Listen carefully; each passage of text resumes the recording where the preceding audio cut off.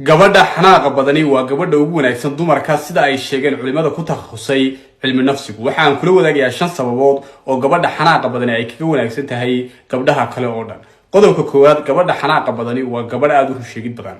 haddii ay xanaaqdo wax kasta runta iyo xaqiiqada ayaa ay ka sheegtaa, wax kasta oo ay dhibsanaysana banaanka ay soo saartaa oo ma taqaano sida wax loo qariyo, uurkana naxda kuma haysato ee wax kasta runta ay ka sheegtaa. qodobka labaad, gabadha xanaaqa badani aad ay u cafis badan tahay, xumaan kasta iyo dhibaato kasta iyo khiyaano kasta oo loo geystana way iska ilowdaa, maadaama ay tahay qof aad u qalbi xaadan.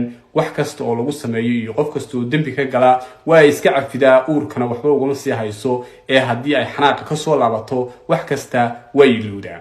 qodobka saddexaad, gabadha xanaaqa badani ma dad badna mana bulsho badna, dad badanna iskuma wado, dadka in yar ayaa iska fahmaan, hal qof ayaa ayna ku koobnaataa. way adag tahay gabadha xanaaqa badani inay khiyaano badan samayso oo ay rag badan isku wado, sababtuna waxa ay tahay dadkaba in yar ay heshiis ka yihiin oo in yar ayaa ay iska fahmaan. haddii ay hal nin isfahmaanna way adag tahay inay gabadhaasi ninkaasi khiyaamayso oo ay cid kale isku wado, maadaama ay tahay qof aad u sharaarad badan oo xanaaq badanna dadka oo dhan waa ay isku dhacayaan, in yar ayayna iska fahmaan. halka qofka ay isfahmaan ayaa ayna inta badan ku koobnaataa sida ay sheegeen culimada ku takhasusay cilmi nafsigu. qodobka ku xiga, gabadha xanaaqa badani ma taqaan